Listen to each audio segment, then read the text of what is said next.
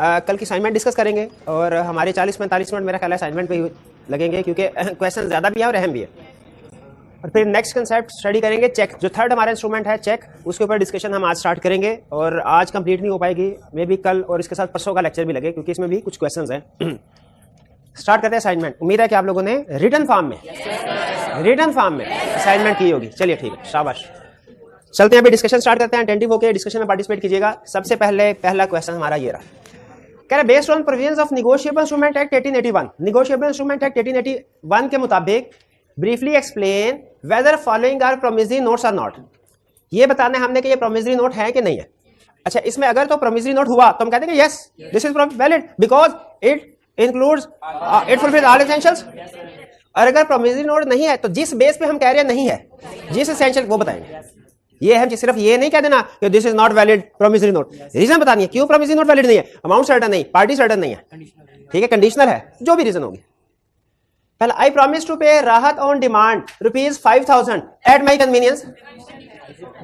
क्या ये वैलिड है? वैलिड प्रॉमिसरी नोट क्यों नहीं? एट माई कन्वीनियंस, जब मेरी आसानी, पता नहीं कब आसानी होगी। टाइम सर्टन नहीं है, टाइम सर्टन ये या एट माई कंडीशन अनकंडीशनल नहीं है, अनकंडीशनल नहीं है, ये क्लियर? अच्छा, इसमें क्या चेंज हो तो ये वैलिड हो जाएगा। इसमें एट माई कन्वीनियंस का वर्ड उड़ा दें तो ये वैलिड हो जाएगा, बिल्कुल। Second, on demand, I promise to pay Sonu or order ₹5000 for value received, valid है ये प्रोमिसरी नोट है, bill of exchange, order instrument है या के टाइम इंस्ट्रूमेंट, डिमांड या बेरर, डिमांड इंस्ट्रूमेंट। ये पूछा नहीं उसने क्वेश्चन में, मैं एडिशनली आपसे पूछा। थर्ड, आई प्रॉमिस टू पे आदिल और order ₹5000 and 500 share of sigma limited, valid नहीं, क्यों वैलिड नहीं है? हाँ, ये जो लीगल टेंडर ऑफ मनी नहीं है, shares legal tender of money नहीं है। इसमें क्या चेंज करें तो ये वैलिड हो जाए? 500 शेयर्स ऑफ सिग्मा लिमिटेड को निकाल दें, ये वैलिड हो जाएगा। Four, I promise to pay Mahi or order ₹5000 with interest calculated at quarterly rests, valid है। कितने स्टूडेंट्स का ख्याल है कि ये वैलिड है? कितनों का ख्याल है वैलिड नहीं? शाबाश, वैलिड नहीं है। क्यों वैलिड नहीं है? अमाउंट सर्टेन नहीं, क्योंकि इंटरेस्ट रेट मेंशन नहीं। अगर इसमें इंटरेस्ट रेट मेंशन होता तो ये वैलिड हो। इसमें अगर मैं बाकी सारा क्वेश्चन सेम रहने दूं, एट 6 इंटरेस्ट के साथ 6% ऐड कर दूं, फिर वैलिड हो जाएगा। हालांकि अमाउंट फिर भी मेंशन नहीं है, लेकिन कैपेबल ऑफ बीइंग सर्टेन है, तो law capable of being certain को भी मानता है कि ये सर्टेन नहीं है, तो फिर वैलिड होता। 6, I promise to pay you or your successors on demand ₹10,000. Party specified exact your successor, आपके successor मतलब legal representative, वाली वारसान। याद रखें, promissory note certain parties को पेबल होगा। आप promissory note के ऊपर ये नहीं लिख सकते कि आपके वाली वारसान को पेबल होगा, ठीक है? promissory note के ऊपर certain parties होना लाजमी है, ठीक है? तो ये सक्सेसर जो है सर्टन पार्टी, हालांकि मरने के बाद जो भी पैसे वगैरह होते हैं वो वाली वारसान को पे करने होते हैं, लेकिन वो जैसा कोर्ट ऑर्डर करेगा वैसे अपनी मर्जी से नहीं आप पे कर सकते। तो जो सक्सेसर्स है ये नोट कर लीजिए, ये अनसर्टन पार्टीज हैं, अनसर्टन पार्टीज हैं। आई प्रॉमिस टू पे यू, नहीं सर्टन, असल में उसके नीचे भी तो पार्टीज का नाम वगैरह लिखा होगा ना। प्रॉमिस, ये तो उसने सिर्फ प्रॉमिस, ये पूरा प्रॉमिसरी नोट तो नहीं आपको दिया जा रहा, वो सिर्फ स्टेटमेंट दे रहा है, बाकी जाहिर है नीचे वो चेंज होगा, नाम वगैरह होगा। I promise to pay Rafi or order ₹10,000 7 days after Salik's death, valid है? नहीं तो ये अनसर्टन टाइम, पता नहीं कब मरे, टाइम ऑफ डेथ सर्टन नहीं, लेकिन डेथ सर्टन है, तो लॉ इसे कहता है ये वैलिड है। लॉ क्या कहता है? ये वैलिड है, इसमें कोई प्रॉब्लम तो नहीं। 7, I am liable to pay Ahmed ₹5,000, acknowledgement of debt है, प्रॉमिस टू पे नहीं है, प्रॉमिस टू पे नहीं है, इसमें कोई प्रॉब्लम? कोई प्रॉब्लम नहीं। State whether following are promissory notes are not, बताना है ये प्रोमिसरी नोट हैं कि? A signs the instruments in the following terms, A ने एक इंस्ट्रूमेंट को साइन किया और ये नीचे बातें लिखी हुई थी। फर्स्ट, मिस्टर बी, आई ओव यू ₹1000, मैं आपका कर्जदार, वादा नहीं कर रहा कि मैं पे करूंगा कि नहीं करूंगा, अकलमंद आदमी। स्टेटमेंट, आई ओव यू ₹, ये वैलिड प्रोमिसरी नोट क्यों नहीं है? प्रॉमिस टू पे नहीं है, प्रॉमिस। अच्छा आपको एक एडिशनल कंसेप्ट बता दूं, ये प्रोमिसरी नोट तो नहीं है लेकिन ये एक वैलिड कॉन्ट्रैक्ट है, एक लोन एग्रीमेंट है, प्रोमिसरी नोट नहीं है, वैलिड कॉन्ट्रैक्ट है। जिसमें से कहा था मैं आपको 1000 रुपया पे करूंगा साथ में 500 शेयर्स भी दूंगा, वो प्रोमिसरी नोट तो नहीं था लेकिन एक कॉन्ट्रैक्ट वैलिड था। इसका मतलब क्या हुआ, उसे निगोशिएबल, इस तरह की चीजों को निगोशिएबल इंस्ट्रूमेंट में आप डील नहीं कर सकते लेकिन कॉन्ट्रैक्ट एक्ट में डील कर सकते हैं। देखिए एक पार्टीज ने अगर एग्रीमेंट किया है, फर्ज कीजिए मैं इनके साथ एग्रीमेंट, मैं आपको 1000 में अपनी बाइक सेल करूंगा, ये कोई निगोशिएबल इंस्ट्रूमेंट नहीं है लेकिन स्टिल एक वैलिड कॉन्ट्रैक्ट है। लेकिन बहरहाल हमें चूंकि उसने पूछा प्रोमिसरी नोट बताओ कि ना बताओ, हम उसे यही बताएंगे, तो ये प्रोमिसरी नोट नहीं है, ये एक्नॉलेजमेंट ऑफ डेट तो है, प्रॉमिस टू पे नहीं है। हाँ कर्जदार, तो वो यही कह रहा है, इसका मतलब यही होता है कि मैं कर्जदार हूं और आपको पैसे कब अदा करूंगा ये नहीं लिखा हुआ उसने। तो प्रोमिसरी नोट में आपको पता है निगोशिएबल इंस्ट्रूमेंट में लाजमी होता है ये बताना कि कब अदा करेगा। और कंसल्ट भी ऐड हो रहा है वो क्या? हाँ जी चले ठीक है। Second, I am liable to pay to B ₹500, I am liable to pay, acknowledgement of debt है, प्रॉमिस टू पे नहीं है। एग्री करते हैं भाई, प्रॉमिस टू पे, तो ये प्रोमिसरी नोट नहीं है। Third, I have taken from B ₹2000 and I am accountable to him for the same with interest, इसमें भी प्रॉमिस टू पे नहीं है। अकाउंटेबल का मतलब ये नहीं कह रहा है कि मैं आपको जवाब दूं, इसका जवाब दे, मेरे से सवाल पूछ रहे हैं मैं जवाब दे दूंगा आपको, ठीक है जवाब दे हूं, लेकिन प्रॉमिस टू पे नहीं है। और फिर दूसरी चीज इंटरेस्ट भी सर्टन नहीं, अमाउंट भी सर्टन नहीं, तो ये बिल्कुल वैलिड प्रोमिसरी नोट नहीं है। 4, I acknowledge myself to be in debt to be ₹1000, acknowledgement of debt है, यहां तक रुके। हाँ आगे शाबाश, to be paid on demand for value received, to be paid on demand का मतलब क्या है, क्या आप जब डिमांड करेंगे मैं पे करूंगा, क्या इसमें वो प्रॉमिस टू पे कर रहा है? अच्छा अजीब बात है, एग्री करते हैं कि प्रॉमिसरी नोट है, मुकरेंगे तो नहीं इस बात से। मैंने इससे पहले जितने भी प्रॉमिसरी नोट की एग्जांपल पढ़ी है ना उनमें प्रॉमिस का वर्ड आता था, इसमें प्रॉमिस का वर्ड नहीं आया, लेकिन क्या स्टिल इसमें प्रॉमिस टू पे है। अच्छा इसका मतलब ये हुआ, मैं ये कंसेप्ट बना सकता हूं 99% केसेस में प्रॉमिसरी नोट में प्रॉमिस का वर्ड आएगा लेकिन लाजमी नहीं है, कभी कभार ऐसा भी हो सकता है प्रॉमिसरी नोट में प्रॉमिस का लफ्ज ना आए लेकिन फिर भी वो प्रॉमिस कर रहा है, चलिए ये 4 क्लियर, ये प्रॉमिसरी नोट है और वैलिड है। तो आई कैप की बुक में एक जगह पे लिखा हुआ है कि प्रॉमिसरी नोट में लाजमी नहीं प्रॉमिस का वर्ड आए। अब ये बात आपको समझ आ गई, लेकिन याद रखें ये सिर्फ रेयर केसेस में ऐसे होता है, नॉर्मली एग्जाम में भी और रूटीन में भी प्रॉमिस का वर्ड इंक्लूड करते हैं। जैसे बिल ऑफ एक्सचेंज में भी आपने देखा ऑर्डर का वर्ड नहीं होता, हालांकि वो एक ऑर्डर होता है। आगे चलें जी, next 20, state whether following are promissory notes are not, बताना है वैलिड प्रॉमिसरी नोट है कि नहीं। Azam signs the instruments in the following terms, I promise to pay Babar और ऑर्डर ₹500, और अगर यहां पे लिखा हो $500। Second, A signs the instrument in the following terms, I acknowledge my self to be indebted to be in ₹1000 to be paid on demand for value received, पहले भी किया। Third, a promise to pay B a sum of ₹500 telephone, क्यों return होना चाहिए, promissory note को return होना चाहिए, तो ये रिटर्न तो है तो फिर भी क्यों वाइड है, क्योंकि पार्टी सर्टन नहीं है ना, पार्टी सर्टन नहीं है, टेलीफोन वर्बल, हाँ जी। अच्छा ये प्रॉमिसरी नोट नहीं है लेकिन क्या एक कॉन्ट्रैक्ट बन गया कि नहीं बन गया, क्योंकि कॉन्ट्रैक्ट हमें पड़ा है वो कॉन्ट्रैक्ट ओरल वर्बल हो सकते हैं, रिटर्न निगोशिएबल इंस्ट्रूमेंट रिटर्न होना जरूरी है। 21, based on provisions of Negotiable Instrument Act 1881, briefly explain whether the following are promissory notes or not. तने promissory note है कि नहीं? A, I promise to pay B ₹500 7 days after my marriage with C. क्यों नहीं? Marriage certain नहीं है, ये conditional हो गया, या अनकंडीशनल नहीं है, ये भी कह सकते हैं। अगर आपने साइंसदान, एक होती है राइटिंग लिखना हो ना साइंसदानों की लैंग्वेज, उसमें हम क्या लिखेंगे, ये अनकंडीशनल नहीं है, तो दूसरा आसान, ये कंडीशनल है, आप चाहे जिस मर्जी लैंग्वेज में लिख लें, मतलब इसका सेम है। किधर से, B, I promise to pay B ₹500 on D's death provided D leaves me enough to pay the sum, क्यों, हाँ डेथ कंडीशन होगी ना, नहीं डेथ कंडीशन नहीं है, वो पता नहीं मरेगा तो लाजमी पता है, लेकिन इतने पैसे छोड़ के मरता है कि नहीं मरता, ये कंफर्म नहीं है, ये कंफर्म। अगर इसमें आप यहां तक रखें सेंटेंस को, आगे वाला डिलीट कर दे, ये वैलिड हो जाएगा, वैलिड हो जाएगा क्योंकि डेट सर्टेन है। C I promise to pay B ₹500 as soon as I can, uncertain. At my convenience, उसी तरह का उसने कन्वीनियंस की बजाय as soon as I can लिख दिया।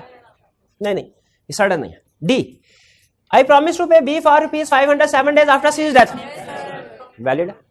लेकिन आपने कमेंट्स में नीचे लिखना है कि हालांकि death certain, timing of death certain नहीं है लेकिन डेथ सर्टन है। E I promise to pay B ₹500 and all other sums which shall be due to him, 500 भी और इसके अलावा दूसरी चीजें भी जो ड्यू होंगी इसको।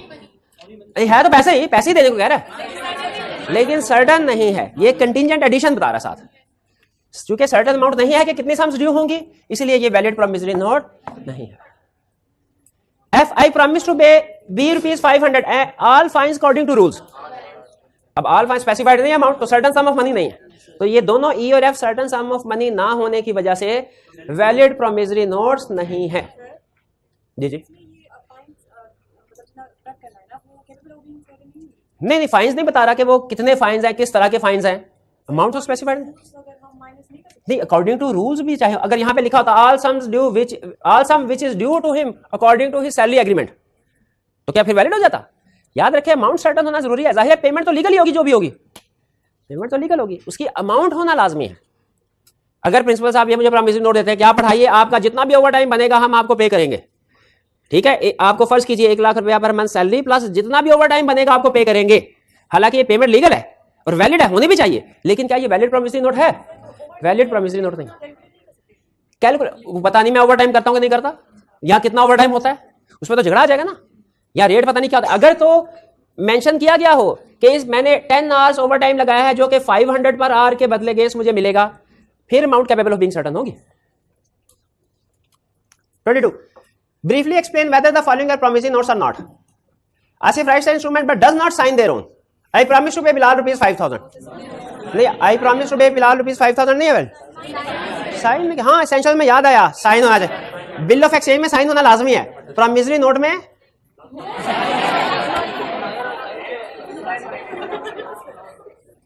उसमें भी है, उसमें भी है। लेकिन प्रॉमिसरी नोट में बिल ऑफ एक्सचेंज में 3 पार्टीज के साइन होते हैं, प्रॉमिसरी नोट में 2 के। हाँ, प्रॉमिसरी नोट में 1 के और बिल ऑफ एक्सचेंज में 2 के। किन किन पार्टीज के? डॉर डाई or a promissory note payable to the principal of ABC college of accountancy. Party certain नहीं है, नाम ही नहीं लिखा हुआ। Promissory note payable to principal of ABC college of accountancy, हाँ ये सर्टन है। पार्टी पोजीशन बता दी, पार्टी के नाम पोजीशन बता दी, लेकिन जो भी इसका मतलब है प्रिंसिपल होगा उसको पेबल है। ऑफिशियल प्रॉमिसरी नोट नॉर्मली इसी तरह डेजिग्नेशन के साथ लिखे जाते हैं। जैसे आप बैंक से लोन लें, बैंक आपको कहेगा प्रॉमिसरी नोट लिख के दे, सिक्योरिटी भी रखेगा, आपसे कहेगा प्रॉमिसरी नोट भी लिख के दो, तो क्या प्रॉमिसरी नोट में लिख के देंगे I will pay ABL ₹5,000 on demand, क्या ये प्रॉमिसरी नोट वैलिड है? हालांकि वो नेचुरल पर्सन तो नहीं है, लेकिन पार्टी है, पार्टी कोई भी हो सकती है आर्टिफिशियल। जी अमाउंट स्पेसिफाइड नहीं है,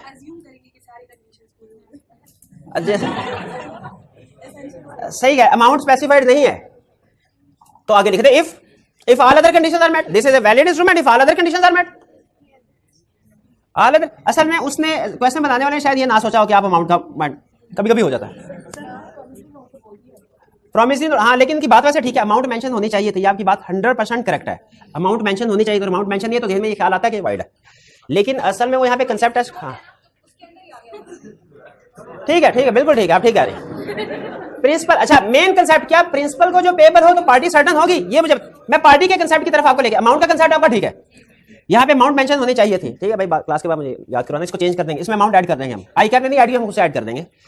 principal of ABC college of accountancy, क्या ये पार्टी सर्टन है? यस ये पार्टी सर्टन है। नहीं 3-4 कॉलेज नहीं होंगे, वो एक ही कॉलेज होगा ना, तो फिर इसका मतलब है किसी भी कॉलेज, जिस तरह अगर पेएबल टू मिस्टर बिलाल है तो जितने भी बिलाल उनको हो सकता है। और वो केस स्टडी नहीं की थी हमने बिल ऑफ एक्सचेंज की, वो क्या नाम था उसका, दूसरा भी वो गफूर नाम था, नहीं गफूर वाली तो कोई केस स्टडी थी, बशीर नाम था, नहीं वो भी नहीं थी, क्या अब्दुल जब्बार था, कौन सी केस स्टडी थी जिसमें बुखारी वाले शाबाश, वो दूसरा 2 नंबर बुखारी आगे ले गया था ना पैसे, तो ऐसे हो सकता है। तो अगर इसी नाम के 2-3 कॉलेजेस हैं तो जिसके पास, अब लॉ क्या कहता है, लॉ कहता है जिसके पास प्रॉमिसरी नोट है उसको पेमेंट करो, जिसके पास प्रॉमिसरी नोट है, अनलेस कि आप उसे वेरीफाई कर सके। जी जी हाँ बोलो। हाँ बिल्कुल, उनका ये पॉइंट भी उन्होंने कहा अगर सम ऑफ मनी की बात करें तो अभी बहुत सी चीजें हैं जो उसमें नहीं लिखी, साइन के बारे में तो नहीं लिखा, साइन किया कि नहीं किया।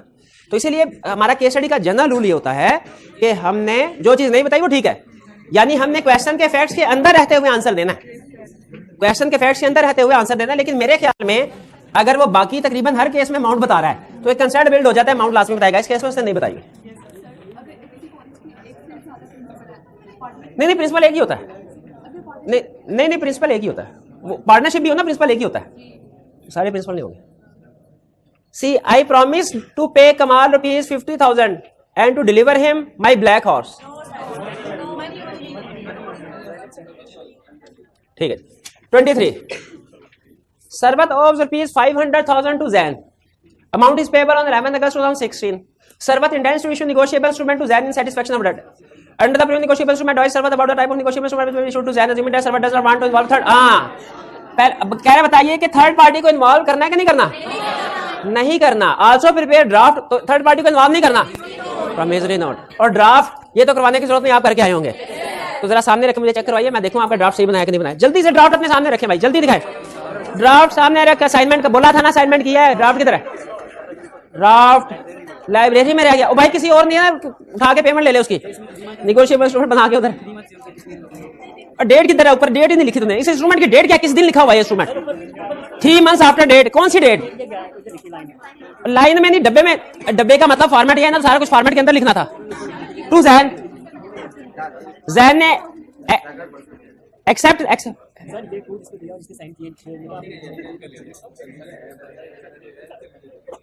किधर आपका नेगोशिएबल इंस्ट्रूमेंट? डब्बा बना के उसमें फिट कर दिया करे, प्रेजेंटेशन अच्छी हो जाती है। टाइम कम था। ठीक है, शाबाश शाबाश, ठीक है ठीक है ठीक है। 1 मिनट है, रिक्वेस्ट ना किधर, फॉर्मेट किधर है? अभी बना देता, किधर है? और नहीं बना के आए तो नहीं मिलेगा।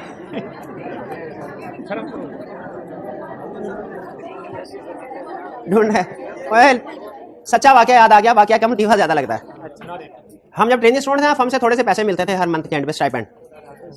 तो पैसे जैसे ही सैलरी ट्रांसफर, स्टाइपेंड ट्रांसफर होता था, फौरन रिजल्ट कराने के लिए चले जाते थे। तो मैं और दोस्त साथ गए, तो दोस्त अंदर गया, कभी कभार मशीन में ज्यादा टाइम लग जाता है, तो कोई 3-4 मिनट अंदर रहा, बाहर एक गोरा खड़ा हुआ था। बाहर निकला ना, गोरे ने जुगत लगाई है। गोरा कहता है अगर आपके अकाउंट में पैसे ना हो, एटीएम से पैसे बाहर नहीं निकलते। तो भाई अगर आपने असाइनमेंट ना की हो तो बैग में से जो मर्जी ढूंढ लें, सब है जितने मर्जी इधर कर लें, उसमें से असाइनमेंट नहीं निकलने।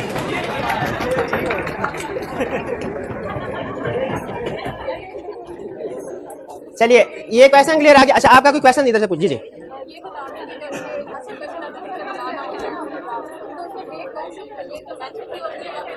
अच्छा सुन ले, अगर हमें ये ड्राफ्ट बनाना आ जाए एग्जाम में, उसके ऊपर जो टॉप पे डेट लिखनी है वो कौन सी लिखनी है? इनका क्वेश्चन ये है। अगर तो डिमांड इंस्ट्रूमेंट है ना, वो इमीडिएटली पे, तो जिस दिन वो पे करना है, वो क्वेश्चन में बताता है किस दिन पे करना है, जिस दिन पे करना है वही डेट लिखें और कहें on demand I will pay. इसका मतलब यह है कि वो जो ऊपर आपने डेट लिखी है ना, उसी दिन से भी पेबल है। और अगर वो कहे टाइम इंस्ट्रूमेंट है, तो फिर जाहिर है जिस दिन पेमेंट आपने उसके साथ कमिट की है, उससे पहले वाली डेट ऊपर आएगी। यानी अगर उसने कहा कि आज है 1 जनवरी और कहता है कि जी 2 महीने बाद आपने पेमेंट करनी है, ड्राफ्ट बनाइए, तो मैं ऊपर जो डेट क्या लिखूंगा, 1 जनवरी, और नीचे लिखूंगा after 2 months I promise to pay. ठीक है, क्लियर होगी ये बात? तो आपने देखना है डिमांड इंस्ट्रूमेंट बना रहे हैं कि टाइम इंस्ट्रूमेंट बना रहे हैं। डिमांड इंस्ट्रूमेंट बना रहे हैं तो सेम डेट आ जाएगी। टाइम इंस्ट्रूमेंट बना रहे हैं तो जो आप लिख रहे हैं उसमें और जिस दिन पेमेंट होनी है उसमें फर्क होगा। ठीक है। 24 briefly explain whether the following are bills of exchange or not. Azam signs the instruments in following terms. First, pay ₹5,000 to Asif for order. जी बिल ऑफ एक्सचेंज है कि नहीं वैलिड? ये वैलिड बिल ऑफ एक्सचेंज है। Second, pay bearer ₹10,000 whenever he asks for. Whenever he asks for.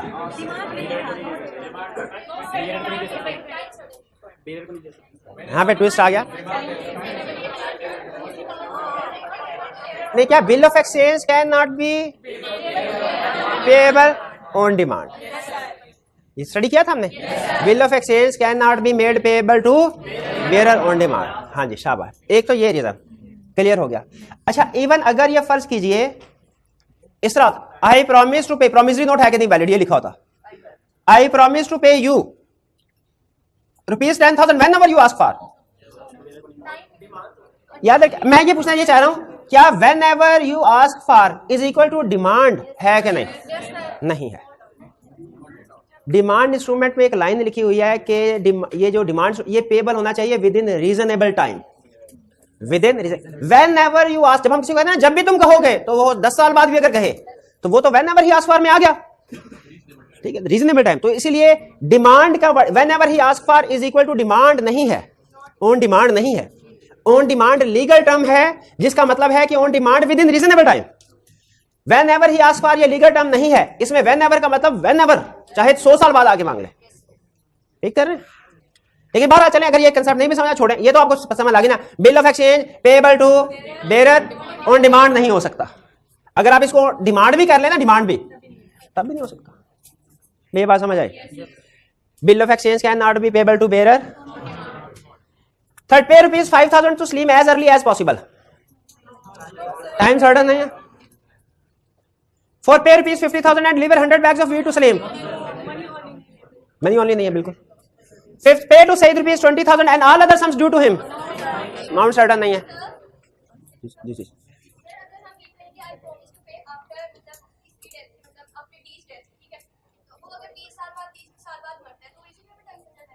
नहीं, law ने उसकी इजाजत दी है। देखिए जिस चीज की लॉ ने इजाजत दे दी हो ना, उसको फिर हम कमेंट नहीं करते कि इसको क्यों नहीं। लॉ ने कहा डेथ के साथ लिंक कर दे किसी भी इंस्ट्रूमेंट को, वो वैलिड है, वो वैलिड है, क्योंकि डेथ सर्टन है। अब जाहिर है वो हो सकता है 10 साल बाद मरे, हो सकता है 20 साल बाद मरे, हो सकता है उससे पहले हमारी बारी आ जाए, ये भी हो सकता है, लेकिन वो एग्रीमेंट वैलिड है। 25, briefly explain whether the following are bill of exchange are not. बताइए ये बिल ऑफ एक्सचेंज है कि नहीं? An order to Bahram to pay sum of ₹500 on telephone, written form. शाबाश। Second, Asif draws a bill on Bahram. Draws का मतलब Asif drawer है, और Bahram, Asif draws a bill on Bahram. इसने ड्रॉर कौन है? ड्रॉई कौन है? पैसे किसने अदा करने हैं और किसको अदा करने हैं? हाँ सही, सलीम को। शाबाश शाबाश। Pay to Salim or order but does not sign it. Sign नहीं किया तो वैलिड नहीं है। Asif draws a bill as pay ₹10,000 to Jamil or order but does not specify the name of drawee. drawee का नाम नहीं लिखा, सर्टन पार्टी नहीं है। चलिए इसमें 3 ट्विस्ट यहां से निकलते हैं। आगे चले कि डिस्कस कर ले? अच्छा आगे, हाँ ड्राई सर्टन नहीं तो बिल्कुल उसने साइन भी नहीं किए होंगे। साइन नहीं किए तो जाहिर इंस्ट्रूमेंट वैलिड। बिल्कुल सही सोच रहे हैं, सही लाइन पे सोच रहे हैं। तो ये इंस्ट्रूमेंट वैलिड नहीं है। अच्छा पहली चीज अब मुझे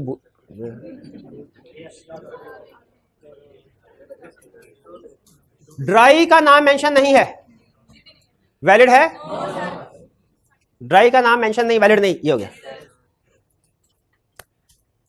पेई का नाम मेंशन नहीं है, बिल ऑफ एक्सचेंज।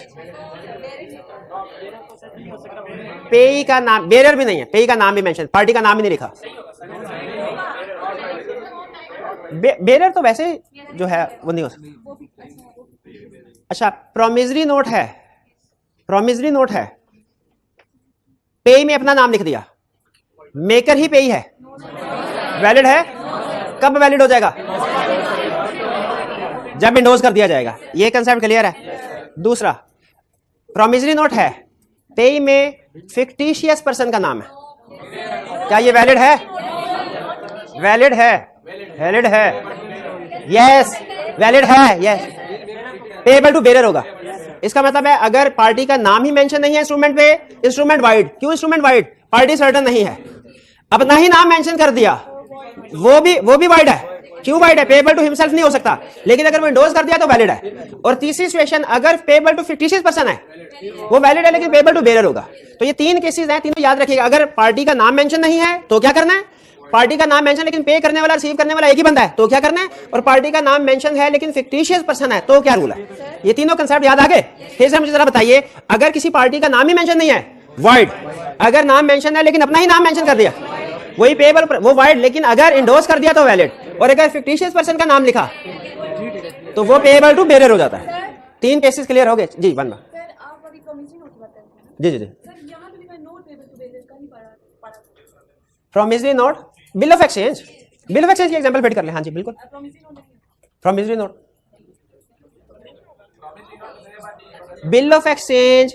असल में मैंने 3 रूल बताए हैं आपको कंबाइन करके, वरना जो पेएबल टू हिमसेल्फ है ना, ये वाला रूल प्रॉमिसरी नोट के लिए है और बाकी तो बिल ऑफ एक्सचेंज के लिए, ठीक है। क्योंकि मैं कंसेप्ट बताते हुए उसमें प्रॉमिसरी नोट को भी ऐड, तो फिर कंसेप्ट से तो वजह हट जाती है, वो थोड़ा सा बंदा promissory note bill of exchange पे सोचना शुरू कर देता है, इसलिए मैंने उसको मेंशन नहीं किया, वरना आपका कंसेप्ट ठीक है। जो पेएबल टू हिमसेल्फ वाला था वो प्रॉमिसरी नोट के कंटेक्स्ट में है, और पार्टी का नाम ही मेंशन नहीं किया, या मेंशन किया लेकिन फिक्टिशियस पार्टी का नाम बिल ऑफ एक्सचेंज के लिए जी। हाँ, bill of exchange payable to bearer हो सकता है, ऑन टाइम हो सकता है, ऑन डिमांड नहीं हो सकता। 26 based on provisions of negotiable instrument act 1881 briefly explain whether the following are bill of exchange are not. बताना ये बिल ऑफ एक्सचेंज है कि नहीं है। बाबर प्लीज लेट, अच्छा वही 26 इंपॉर्टेंट, पता नहीं है कि नहीं है, अजीबोगरीब है ये। बाकी के इसमें कोई कंसेप्ट कोई नहीं है, ये मैं आपको बता दूं, ये सिर्फ रटे की बेस पे सॉल्व होगा। जिसने वो कल आपको 3 दफे बताए थे ना, रिक्वेस्ट कब होती है, order, please, convenience, oblige. Babar please let Jazib have ₹50,000 and place it to my account and oblige. Please भी आ गया, ओब्लाइज भी आ गया, ये रिक्वेस्ट हो गई, ऑर्डर नहीं है। Second, Bushra I shall be highly obliged if you make it convenient to pay ₹10,000 to Ghalib. Oblige भी आ गया, कन्वीनियंट भी आ गया, ये रिक्वेस्ट बन गई, ये पोलाइट वर्ड्स नहीं रहे, रिक्वेस्ट बन गई, ये भी वर्ड है। Third, Babar please pay ₹50,000 to एहसान हर ऑर्डर। क्यों, प्लीज का वर्ड है तो सही, पोलाइट वर्ड्स है, शाबाश। For Bilal will much oblige me by paying to Daud ₹30,000. Much oblige me. Polite words हैं कि रिक्वेस्ट है? Polite words. तो ये वैलिड है, क्लियर? चले, वैसे मेरा बस हो तो ये क्वेश्चन उड़ा दूं, ये प्रैक्टिस में नहीं, लेकिन बहरहाल इसको याद कर लें, समझ लें इसको। हाँ, हो सकता है एग्जाम एमसीक्यूज में कहीं टेस्ट कर ले। 27. In view of the provisions of negotiable instrument act 1881, comment on the type and validity of each of the following instruments signed by Rahul. अच्छा देखिए, उधर स्टाइल चेंज, पहले पूछा था प्रॉमिसरी नोट है कि नहीं बताओ, फिर पूछा बिल ऑफ एक्सचेंज है कि नहीं बताओ, अब कह रहे हैं नेगोशिएबल इंस्ट्रूमेंट है कि नहीं बताओ। इसका मतलब है इसमें प्रॉमिसरी नोट की एग्जांपल भी आ सकती है, बिल ऑफ एक्सचेंज की भी आ सकती है। दादा आगे, Numan please pay to Mahreen ₹100,000, bill of exchange, 3 parties हैं, और लेकिन इसमें प्लीज पोलाइट वर्ड, ठीक। Numan I shall be highly obliged if you make it convenient to pay ₹100,000 to Mahreen. Request, bill of exchange है लेकिन वैलिड नहीं है क्योंकि ऑर्डर नहीं है, रिक्वेस्ट है। Third, I acknowledge my self to be indented to Numan in ₹100,000 to be paid on demand for value received. Promissory note 2 parties है और वैलिड, क्यों, एक्नॉलेजमेंट ऑफ डेट है। हाँ, एक्नॉलेजमेंट ऑफ डेट के साथ to be paid on demand, ये promise to pay भी है, to be paid on demand. 4, I promise to pay Mehreen or order ₹100,000 6 days after Numan's death. ये valid है, और अगर सारी सिचुएशन यही होती 6 days after Numan's मैरिज होता फिर वाइड होता। ये प्रॉमिसरी नोट है और वैलिड है। ये क्या आ गया, लेला नहीं लैला, ये केसड़ी नहीं, मजनू सारी उम्र लेले से प्यार करता रहेगा। तारीख बदल के रख दी भाई ने। Identify the type of negotiable instrument, बताइए ये किस टाइप का नेगोशिएबल इंस्ट्रूमेंट है। बिल ऑफ कैसे पता चला, क्योंकि 2 पार्टीज है, 3 पार्टीज है, एक पार्टी तो हो गई, इसके अलावा बाकी पार्टीज कौन कौन है, लाइक, और तीसरी पार्टी तो सिर्फ, तो 3 पार्टीज इस्तेमाल हो तो बिल ऑफ एक्सचेंज ही होता है, ठीक है, ये बिल ऑफ एक्सचेंज है। चलिए ये खत्म, प्रैक्टिस हमने कर ली, और ये एग्जाम पॉइंट ऑफ व्यू से अहम क्वेश्चंस थे। एग्जाम में वो आपने देखा कि ये पूछ लेता है, ये आपसे एक डिफरेंट स्टेटमेंट देके कि बताइए वैलिड नेगोशिएबल इंस्ट्रूमेंट है या नहीं है। अब चलते हैं आज के लेक्चर की तरफ, लेकिन आज ज्यादा नहीं पढ़ाना, मतलब इतना सर खपाई होगी काफी है। अगर आप हाँ आज 30-35-40 मिनट में भी ज्यादा सर खपा लेना तो फिर चीजें समझ में नहीं आती, तो इसे ज्यादा नहीं, सिर्फ थोड़ा सा, सिर्फ 5-7 मिनट बस। आज जल्दी छुट्टी करेंगे, जी, आज जल्दी, अब छुट्टी नहीं होगी, अब बस नहीं पूछा।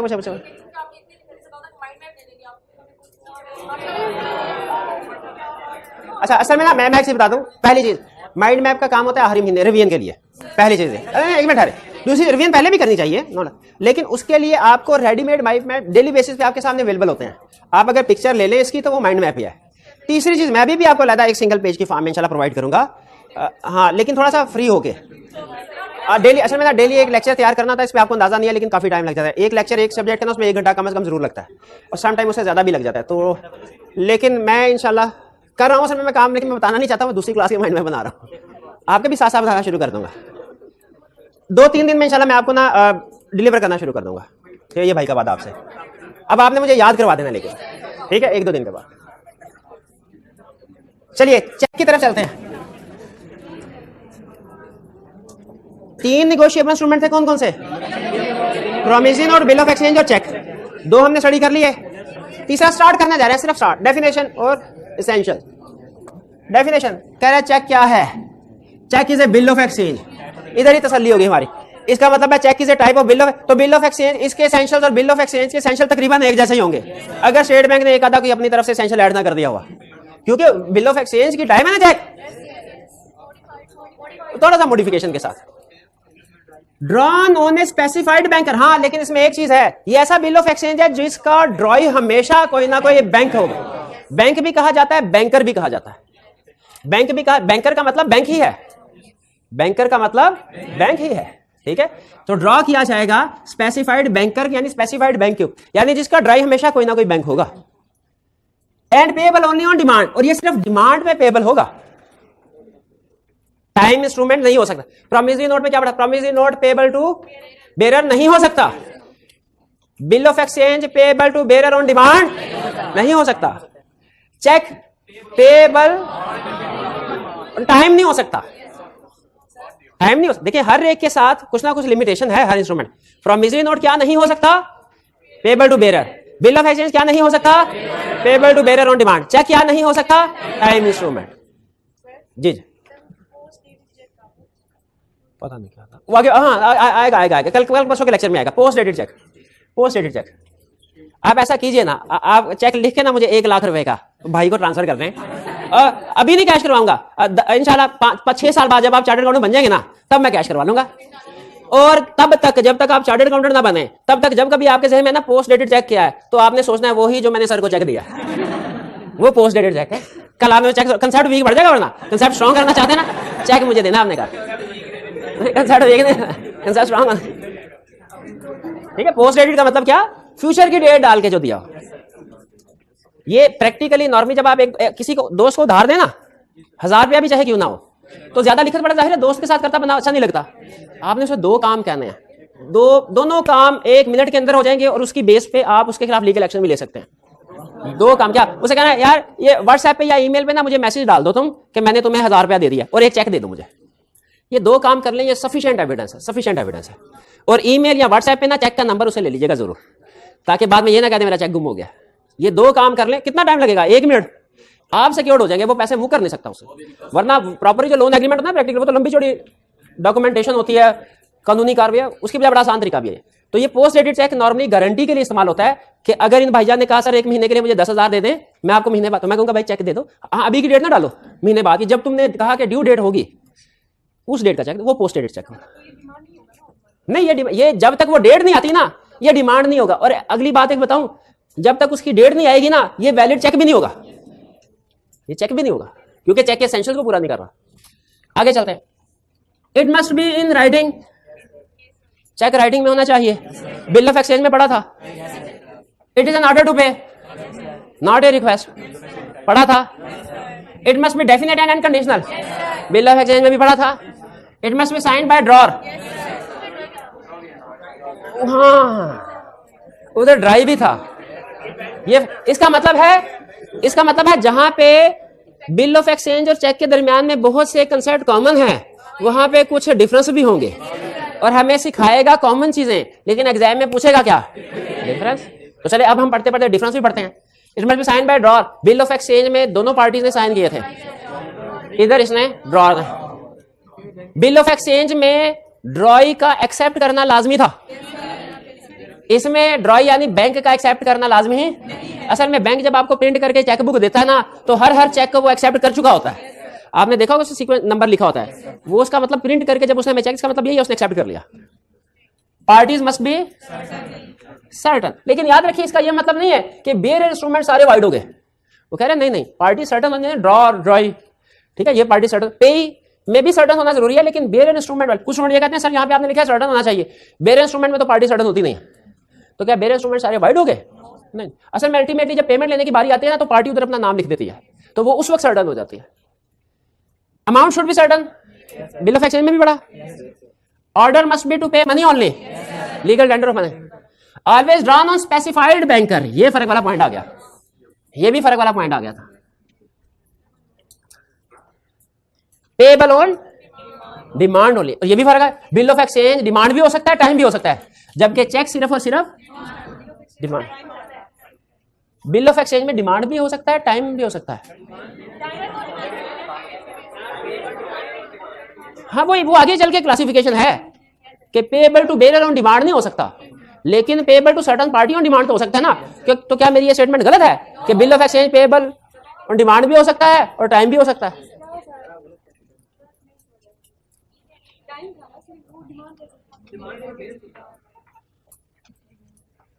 नहीं यार, एक मिनट ले, बिल्कुल एक मिनट ले, सल्ली करें।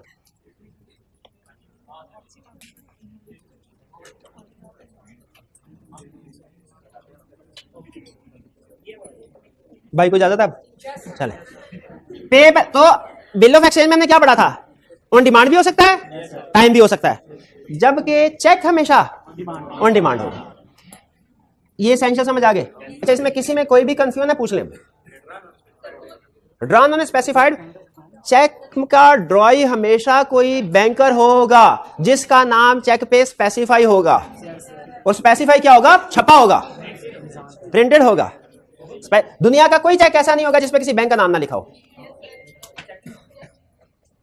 वो चेक ही नहीं होगा। शाबाश। आखिरी concept, cheque is not assignment of fund. Cheque is not, assignment का मतलब होता है राइट्स एंड लायबिलिटीज को ट्रांसफर करना। पहले हमारे लॉ में एक कंसेप्ट होता था, ये नहीं है, निकाल दिया उसने। असाइनमेंट का मतलब क्या होता है? जैसे होता है ना, असाइन का मतलब है ड्यूटी साइन करना। आपने कभी ये लफ्ज़ सुना है? I have been assigned a task to attempt case study number 4 to 6।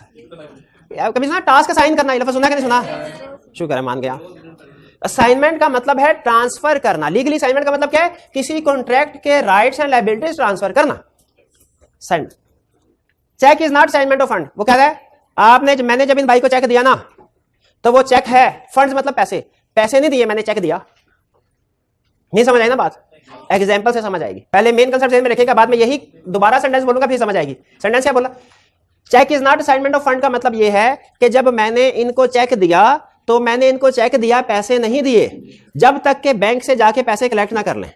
सुनिए जरा, मैंने अगर इनको 10,000 रुपये देना है, मैं अगर इनको 10,000 दे देता हूं, ये बाहर जाते हैं, रास्ते में 10,000 गिर जाता है, क्या मैंने इनको दोबारा 10,000 देने हैं पैसे? इसका मतलब ये अगर मैं इनको पैसे दूंगा ना तो वो असाइनमेंट ऑफ मनी हो गई, असाइनमेंट ऑफ फंड हो गए। अब मैंने इनको मजीद पैसे नहीं देने। लेकिन अगर मैं इनको चेक देता हूं 10,000, भाई जाके गिर जाता चेक इनसे, और ये फौरी तौर पे मेरे पास आते हैं और कहते हैं सर कैंसिल करवा के मुझे दोबारा पैसे दें। अगर मुझे फौरी इतला दे दी, क्या मैं इनको 10,000 रुपए या चेक दोबारा देने का पाबंद हूं? यस। तो इसीलिए वो कहता है अगर मैंने इनको चेक दे दिया तो ये मैंने इनको चेक दिया है, असाइनमेंट ऑफ फंड नहीं है, जब तक कि ये बैंक से जाके पैसे कलेक्ट ना कर लें या अपने अकाउंट में डिपॉजिट ना करवा लें। अगर कभी चेक फंड होता तो मैं क्या करता भला? मैं इनको एक तरफ चेक देता और इनसे कहता कि भाई लिख के दे दो। अच्छा, आपने ना, मुझे एक और चीज याद आ गई। कभी आपने किसी को पेमेंट की, उसने लिखा हो कि आप कैश के जरिए से भी डॉक्यूमेंट के ऊपर कर सकते हैं, चेक के जरिए से भी, और आगे लिखा होता है चेक की payment subject to realisation of funds है। ये कभी पढ़ा आपने? चेक की पेमेंट, आई कैप में आप फीस दे दे, साथ में चेक आपने अटैच कर दिया, उसने रिसीव कर लिया, क्या आपकी फीस अदा हो गई?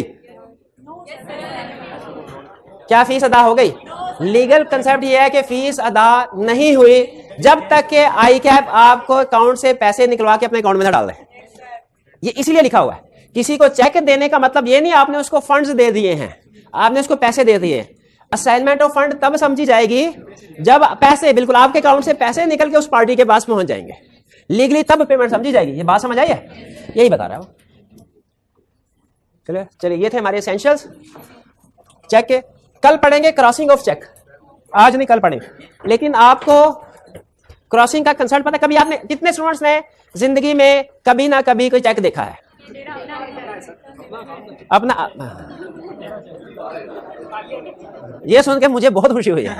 अच्छा, मुझे लग रहा है शायद मुझे सच में 1 लाख रुपए का चेक मिल जाए। अच्छा, तो क्रॉस आपने अगर चेक कभी देखा है तो क्रॉस चेक ये टर्म भी सुनी होगी। अच्छा, क्रॉस चेक होता क्या है ये नहीं पढ़ाना मैंने, बिल्कुल नहीं पढ़ाना। अच्छा, चेक, लेकिन क्रॉस चेक क्या नहीं होता वो तो पढ़ाने। एक मिनट 30 सेकंड पे ये अमाउंट लिखी होती है, डेट लिखी होती है। मेरा ख्याल ये है क्रॉसिंग ऑफ चेक का मतलब है ये चेक है, इसको ऐसे क्रॉस करना। ये क्रॉसिंग ऑफ चेक नहीं है, इसको क्रॉस करना नहीं कहते। जब आप कोई केस स्टडी गलत करते हैं तो चेक करने वाला इसी तरीके से नहीं क्रॉस करता, तो ये क्रॉस ही नहीं होता। हाँ, ये कैंसलेशन ऑफ चेक तो है, क्रॉसिंग ऑफ चेक नहीं है। क्रॉसिंग ऑफ चेक नहीं, ये क्रॉसिंग ऑफ चेक तलवार की तरह नहीं है, ऐसे ऐसे क्रॉस, तलवार का क्रॉस ऐसे। क्रॉसिंग ऑफ चेक है जैसे रेल की 2 पटड़ियां जो इकट्ठे चलती हैं लेकिन कभी आपस में नहीं ये मिल रही है। ये क्रॉसिंग ऑफ चेक नहीं है। रेल की पटड़ियां कैसे चलती है? ऐसे ऐसे, ठीक है, ऐसे। तो क्रॉसिंग ऑफ चेक में रखिएगा, क्या नहीं है? ये नहीं है। क्या है? ये है। लेकिन आगे इसकी डिफरेंट टाइप्स भी हैं, वो हमने आज नहीं पढ़नी। जैसे जनरल क्रॉसिंग, जैसे रिस्ट्रिक्टिव क्रॉसिंग आज नहीं पढ़नी, स्पेशल क्रॉसिंग नहीं, वो आज वो कल पढ़ेंगे। नहीं, आज नहीं पढ़ेंगे, बिल्कुल मैं अपनी बात। आज का लेक्चर यहाँ पे खत्म करते हैं। अल्लाह हाफ़िज़।